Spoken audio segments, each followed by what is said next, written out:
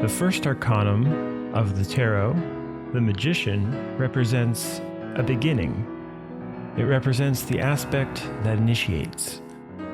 And for every new beginning, whether a new job or a new skill, it is difficult, challenging. When we begin the path of realizing our true self, of meditation and other esoteric practices that help us realize our innermost being, we must struggle very hard against any negative thoughts, emotions, and old habits. And while the Magician can refer to a variety of beginnings in this physical dimension of life, when in reference to beginning the path of awakening our consciousness, the Magician depicts one of the most difficult beginnings, the beginning of taking our first step along the path of learning the cosmic laws and their mysteries. The word magician has its roots in the word mag, which is the Indo-European word for priest, also from the Persian magus, which again means priest. This arcanum, the magician, is related with the first Sephiroth or sphere on the tree of life, Kether, also depicted as the Ancient of Days. Kether is the masculine principle of the Trinity, which is 3 in 1, meaning that within Kether is Chakma and Bina, and likewise the same for Bina and Chakma. Each of those aspects of the Trinity contains the other two. The sphere of Kether exists in the realm of Atziluth, of archetypes and potentials. The cosmic masculine and feminine work together in the hidden sphere of Da'ath. Da'ath is the Hebrew word for knowledge. In Greek, this word for knowledge is gnosis. In both cases, we mean knowledge through direct experience. So, these cosmic feminine and masculine forces through Da'ath, or knowledge of the tree of life, create the sphere of Chesed. In Sanskrit, this sphere is known as Atman, which means spirit or soul. A person who achieves the incarnation of their Atman traditionally was known as a great soul, or in Sanskrit a Maha Atman. This would later become known in the Hindu traditions as a Mahatma. The sphere of Chesed is related to our innermost being, our particular Divine Father, who is this magician we see on this arcanum in that middle third portion of the card, but more on this in a few minutes. In the upper third of the card, in the world of Atziluth, we see a set of eyes. Tracing around these eyes creates the Holy Eight, or infinity symbol. That Holy Eight appears with images of Hermes Trismegistus and within the Ankh of Life. In the Eastern tradition, we can see the infinity symbol within the two serpentine canals named Ida and Pingala. Our inner solar and lunar, or masculine and feminine energies, rise up these canals as we learn to hermetically seal our sexual energy and transmute it through various forms of pranayama and eventually alchemy. Another name for Ida and Pingala is Adam and Eve. To clarify, these canals exist within our vital body in the fourth dimension of Yesod. Thus, they are not physical canals in the physical body, but far more subtle.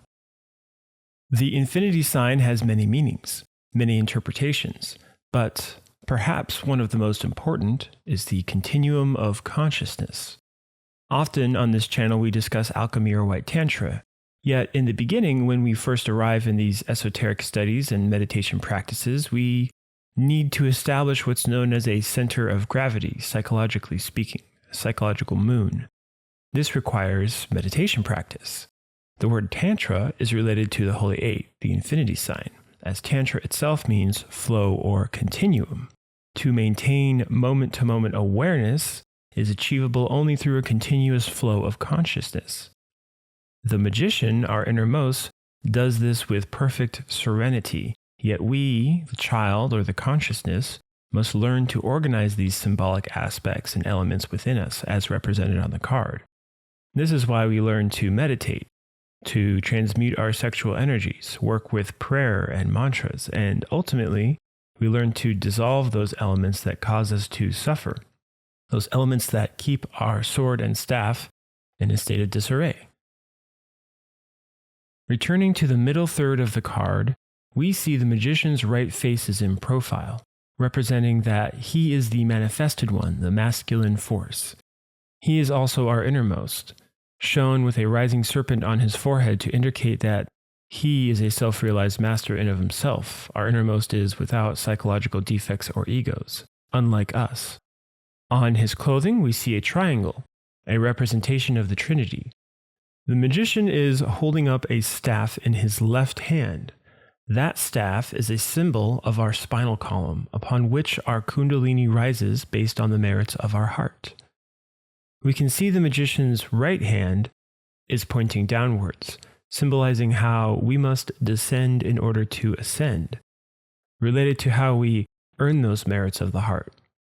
To descend is to consciously observe and comprehend our psychological vices like pride, anger, greed, lust, etc. Not just in meditation practice either, but in moment-to-moment life. For more details on this moment-to-moment ego death practice, see the ego death video on the channel. By descending through conscious work to each day transform our vices into virtues, we also ascend. These 22 stars behind the magician represent the 22 major arcana, related to the superior dimensions to the inner worlds on the Kabbalah. These are the spheres or dimensions within each of us and the universe, both of which we are descending and ascending through work on our consciousness by comprehension of those psychological vices. This whole aspect is synthesized by the three symbols on the table: a sword, a vase, and a moon.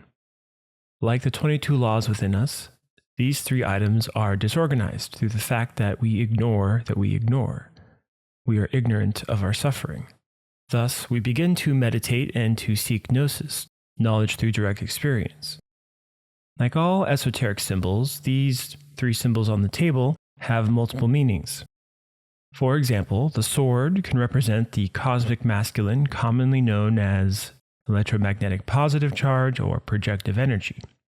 The sword is also the male creative organ, or lingam.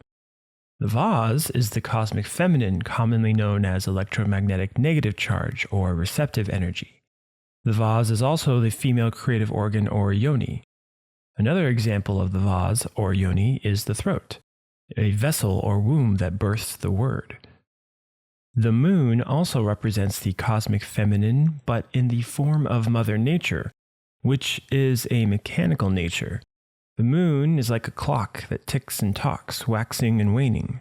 The moon on the table is our lunar mind, which is also mechanical and which many of us totally identify with, thinking we are thoughts. Those thoughts are manifestations of our psychic aggregates that swing from like to dislike, just as a pendulum clock. These psychological vices or aggregates cause our various forms of suffering. In many cases, we idolize these aspects of our psyche, especially in cases of our pride, such as prideful anger or prideful lust, even prideful spirituality. Through daily meditation practice, we can learn from this magician, our innermost. This takes time, as we are quite disorganized, quite mechanical and reactive. This is why we work with maintaining that flow or continuum of our consciousness. We practice it in daily meditation, and then we start performing that practice in moment-to-moment physical life, which is to be aware of awareness, to observe that which is observing in every moment, all the time. Through that continuum of awareness in meditation and then into every moment of our life, we can begin to organize these symbols on the table. We begin to ascend in consciousness, which permeates the entirety of the Kabbalah. Our multidimensional body, seen in Kabbalah, is also represented by the table, whose 4 legs correspond to the 4 lower spheres on the Kabbalah. Netzach, the mental astral body, Hod, the emotional astral body, Yesod, the vital or etheric body, and Malkuth, the physical body. These four legs also represent the four elements synthesized within our physical body, which resides in Malkuth. The solidity of earth, the fluidity of water, the temperature of fire, and the mobility of air. The four elements are an ancient philosophy that, like many esoteric spiritual teachings, were later interpreted literally. On a certain level, it is true that we all have the four physical elements alive within us, as they are in all things. However, at a deeper level, our inner worlds contain aspects of these four elements, psychologically speaking. For instance, we might have a lot of laziness, which is an inverted expression of Earth's sturdiness. We might have a lot of mental wind, mental chatter, also an inverted expression of air's mobility within our mental world. So if we meditate on this deeper synthesis, that table and the symbols upon it exist within our multidimensional nature. That includes our intellectual mind and mental body, the emotional mind and emotional body, which is often confused with the astral body, and the two-in-one ethereal and physical bodies.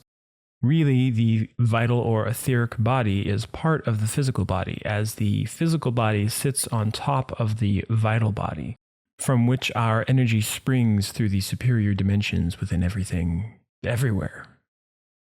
However, for us to achieve this process of organizing those symbols on that table, as depicted in the card, we need help from a particular aspect within us related to that vital or etheric body. Beneath the table, we see a white bird, the Ibis of Thoth, the Egyptian symbol of the Holy Spirit. This white Ibis of Thoth represents Binah on the Kabbalah tree, which is the Holy Spirit. By working with Binah, through our Divine Mother, through love, which is all consciousness, we transmute our energies up our spine and into our brains and hearts. This energy is found within our etheric body, which is the ninth sphere of Yesod. This vital energy is sex itself, the cosmic force of creation. This same force also helps us to destroy any psychological defect we comprehend through self-observation. In the lower third of the card, we see a perfect cubic stone, which relates to the work the magician, our innermost, is directing us to perform. Yesod is, again, our sexual energies, our vital body. It is the entire foundation of our physical body. In fact, in Hebrew, Yesod means foundation. This is the foundation referenced in the Bible. He is like a man building a house who dug deep and laid the foundation on the rock. And when the flood arose, the stream beat vehemently against that house and could not shake it, for it was founded on the rock.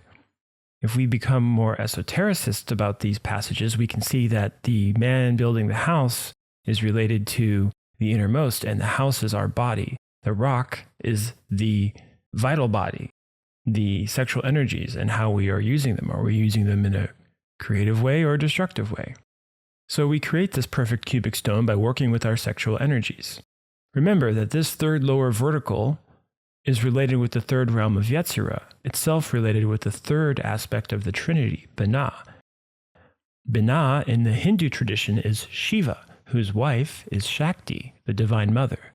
Thus, within us is our own sphere of Binah and Yesod. So we work with our Divine Mother to transmute our sexual energy, to transform the waters with heat into steam that rises up our spinal column, to speak in the language of alchemy. In this way, we build the required energy to self-observe and comprehend our psychological vices. As anyone who's sat in meditation for a long time can tell you, it takes a lot of energy to stay very aware and very observant of all of your thoughts and your emotions and everything in your awareness. That's why we need that energy. And we especially need this energy to observe our negative thoughts, our negative emotions, and our negative impulses in the physical body. And of course, this is the same energy again that dissolves those vices once we comprehend them.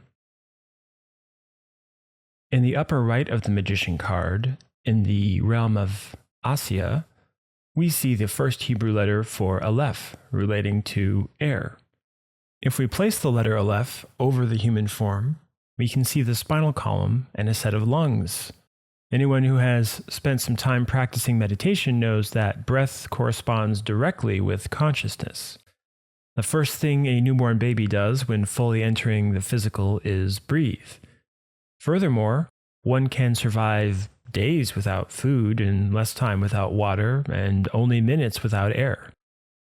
By working with our own breath consciously, we learn how to steer the mind effectively, how to work with our inner waters, and how to properly harness our inner fire. Anyone who's practiced pranayama, which is breath work, particularly when retaining their creative sexual energy, can tell you that consciously working with the breath is very key to proper transmutation, as well as doing it with that continuum of consciousness. You need that balance of the continuum of consciousness with the conscious breathing of the air. To conclude, I will provide a practice from the book Tarot and Kabbalah related with this arcanum. With your pointer finger, middle finger, and thumb, trace the image of the infinite around your heart. Do this for a second or two, and lay on the bed and relax. Meditate and concentrate on that image in your mind. Let the physical body fall asleep on that image. Eventually, with practice and patience, your consciousness will awaken in the astral plane.